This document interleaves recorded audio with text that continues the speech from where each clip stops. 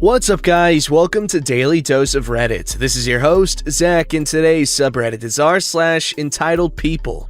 Alright, this story's called, Despite the Will, My Aunt Karen Thinks My Parents' Property Belongs to Her. Sorry for any mistakes in formatting and grammar, this is one of my first posts, and while English is my native language, it was also my worst subject in school, so please bear with me. This happened almost 5 years ago, and I just got notice yesterday that my entitled Aunt Karen has just died, and I got a call from her husband asking me to attend the funeral next weekend, and I declined.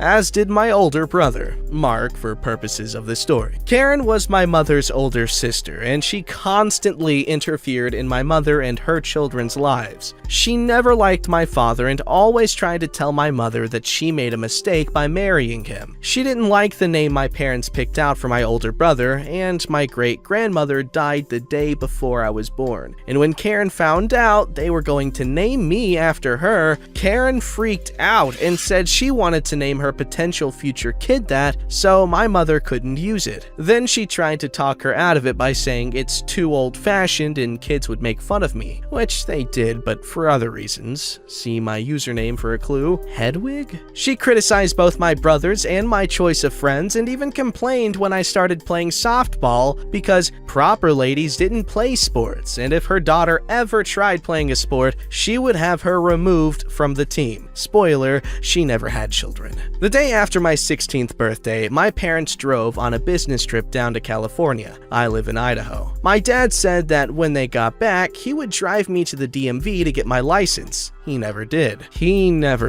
Because on the drive to California, they hit a patch of ice, spun out, crashed, and died. I was a wreck for some time after that. I didn't even want to attend my high school graduation later because my parents wouldn't be there. Their will split everything evenly between my brother and I. At the funeral, my parents, who owned their own business, production manager Tim, was talking to my brother, and my brother told him that in a couple of weeks, he would step in and take over, and he was counting on Tim to run things smoothly until then, and help him in taking it over and learning the ropes. I had no interest in the business, other than that it was a guaranteed summer job when I was growing up, so I stayed out of it and just collected profit checks until I sold my half to Mark, and he continues to run the business to this day. Mark told Tim that he should assure the employees that their jobs were safe and that no major changes would be made. Then, one day, Aunt Karen showed up and began putting her stuff in my parents' office, and when Tim confronted her about this, she said his services were no longer needed and he was fired. Tim called Mark up, and Mark went down to the family attorney, some police, and necessary paperwork and had her removed, while she said the place was now hers because it was her sister's, so now she was the owner. As long as I have known her, she had never had a steady job, and has had 3 husbands, not counting the man who called me, never met him, and milked each one for as much as she could get until she divorced him. The next day, I was leaving for school. I walked, it was fairly close, about 10 minutes, and saw her car and moving van parked outside. She said she was moving into her house, and then said in a sickly sweet voice that for a reasonable rent, she would continue to allow me to stay there until I graduated high school. I went in and called my brother, and he again showed up with the family attorney, police, and all the paperwork and had her removed from the property. I was at school, so I didn't get to see what happened, but that night, Mark gave me a business card for a policeman who I assumed helped deal with all this, and told me that if I ever saw Aunt Karen on or near the property,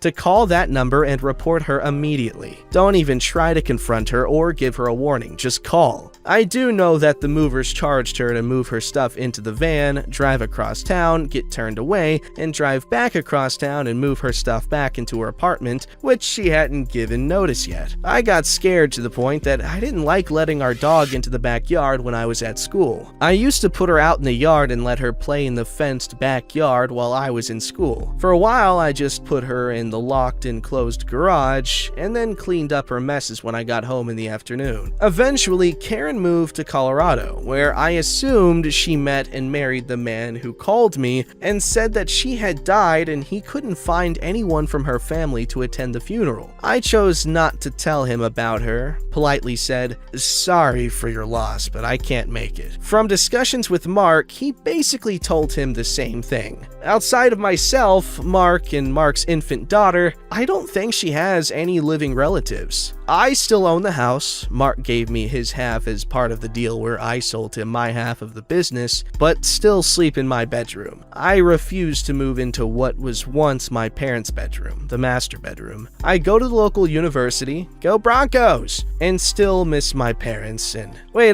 Boise State University, ew, and still miss my parents and think about them every day. And even though I am 21 in less than 2 weeks, own a large home and have a lot of money in the bank, I would trade it all to have my parents back. But I don't care about the how or why of Aunt Karen's death. Thank you for reading and sorry for the length. Wow, she does not seem like a very pleasant person. And damn, it sucks to have lost both of his parents like that young. Gosh dang. Well, good job on, where you went with it, OP. Alright, this story's called Karen Gets Angry and Threatens to Call Cops Because Items She Wanted to Buy Scanned in at a Lower Price. So to start off, I had just started working at this major retail chain here in Australia. The department I worked in was electronics and computers. The two departments were combined. They were technically separate but shared the cashiers, if that makes sense. As mentioned, I had only recently started working there, so I still had my little learner sign up at my cash register. I was mostly fine, so the person who was supervising me was happy to leave me be as he cashiered on the other side of the cash desk. Enter Karen. She came to my side with an electric razor. I said, "Hi, how are you?" and asked if she had seen a sales representative. As usually someone in sales will do up the invoice for sales commission, she didn't say anything. She just looked at me like I had 3 eyes. I just opened up the new invoice option and asked for a phone number. She stared at me again, so I started to explain why I needed a number. It's for warranty purposes. The invoice stays on the system under the phone number for about 10 years, as we know receipts tend to fade. Most products have at least 1 year warranty. If you need it replaced, we can just ask for your number, find the invoice, and print it off. Easy peasy. She continued to stare at me. At this point, I was getting anxious and thought maybe she was mute. So I offered her the keyboard so she could type her number in. She got huffy and said, "I don't want to give you my phone number." I just said, "Okay," and put in the store's phone number, as we did need it under a phone number for stock take. We were trained to put it under the work number if they refused to give details. I took the razor and scanned it in. From memory, the price on the sticker was around $300-ish. It scanned in at about $160-ish. She did not like that. I told her the price, and she got annoyed. "It says on the sticker it's $300. Well, yes, but there'd be signs indicating its new price. The price on the sticker is just the base retail price. It'd be a waste of stickers and time to update all the products to the new price when we can— This is false advertising." This threw me off guard. She must not have seen the signs with the product. I was confused as to why she was kicking up a fuss over having to pay less for a product she wanted. Like, bruh, that's a dream come true. "Well,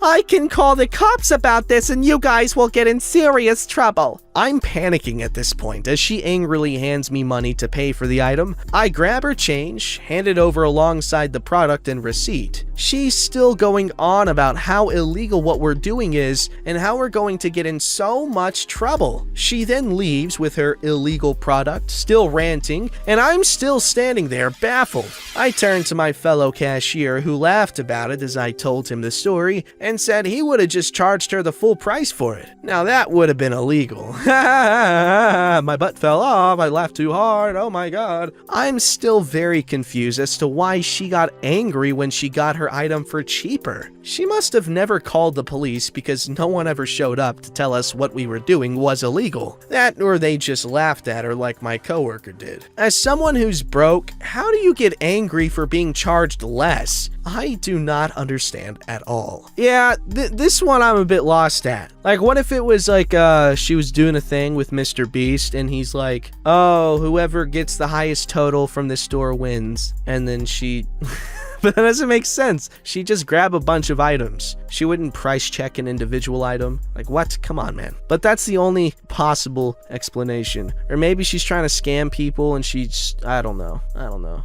This story's called The Swiss Wedding from Hell. Sorry, it's a bit of a long one. My friend is seriously wealthy. He was born in England, but moved to Switzerland in his 20s to work in his dad's aviation firm. I met him when working in Paris, 2000, and we became pretty good friends, but only really because we were in the same place at the same time, two young English guys in Paris. His dad is extremely demanding as a boss and the CEO of the company. Ever seen the HBO series Succession? His family is just like that. His father plays his three sons off against each other. They are constantly bickering with each other and trying to get their father's validation. It's painful to watch. In 2009, he called me to tell me he was getting married to a Swiss girl. I hadn't met her, but I knew she was hard work. Back in the day of cheap flights, we used to meet up around Europe. She would constantly bombard him with messages and call the entire time to find out what he was doing. He asked me to be his best man, which I gratefully accepted. He would be getting married in some weird Gothic castle in Switzerland in January. He asked to bring my wife and daughter, and we would be seated on the top table with his parents and his brothers. I was honored, but decided not to take them. My daughter had just been born 2 months before. I really didn't want to put my wife through a wedding when she just wanted to relax at home. Besides, there would be no other kids going, and it would be -4 degrees, or 24 degrees Fahrenheit, at night in some castle in the middle of nowhere. I informed him I would be going alone. He wasn't happy about it, but accepted. I felt bad and said that I would do whatever to help with the wedding. Things got weird after that. I arrived at the wedding the night before and stayed with him in his apartment. His wife-to-be was just preparing to leave and stay in a hotel for the night and wouldn't even look at me. She completely ignored me as I arrived. There were really bad vibes in the apartment, like they didn't really want me there. She just sat on the sofa in the apartment glaring at me and eventually left for the hotel. I thought it was odd, but it was their wedding, so I just smiled and went along with it. We went out for a few drinks that night, and he was a little on edge. He screamed at a waiter for no reason for about 10 minutes, but apart from that, he was okay. The next day, with a hangover, we went to the castle for the wedding. I found out that I had been removed as the best man. He never told me, and his whole family just acted as if I had completely snubbed them by not bringing my wife and newborn baby, as if I had done it on purpose to ruin the wedding. I was told to help the band set up. I lay the tables and basically be on hand to help out, which I did. As I ran around bringing in glasses and boxes of wine, all the other guests were drinking champagne in the castle. I then found out I had also been removed from the top table and put in a corner table with his work colleagues he barely knew. None of them spoke English. I just sat there for the whole of the 8-hour wedding in total disbelief. I actually went out and stood in the -4 degree temperature night outside the castle just to take a break from sitting at the table pretending to enjoy myself. At this point, the bride came around with a guest book for everybody to sign. When one of the waiters put it in front of me, the bride snatched the book and moved it on to the next person without letting me sign it. At the end of the night, the band told me I had to help them pack up. I missed the wedding bus back to the local town and had to plead with some guests to drive me back so I wouldn't have to walk in the freezing temperatures, which they did begrudgingly. I went straight to the airport, slept for a few hours, and got a flight home. Edit, it's a bit of a weird story, so I'll hopefully clear up a few things. He is actually friends with my wife. We also met in Paris, which is why I think he was a bit offended. His wife and family are bonkers. Very rich, very superficial, they all hate each other. His wife thinks I'm a bad influence. We used to go out drinking a lot back in the day. His dad is really hard on him and it's really messed with his head. I did tell him about 1 week before that my wife and child wouldn't be going, after realizing that the castle was in the middle of nowhere. I helped out like an idiot because I actually felt guilty and wanted to look like I was helping him out because his dad was being very critical of of the organization. Yo, leave it to family to ruin a wedding. Why are wedding problems so significant? I know that it's like a very complex thing, lots of stuff going on, lots of different people working and doing their thing there. But geez, 99% of the time there's a problem at a wedding. It's because some stupid relative's being a stupid relative.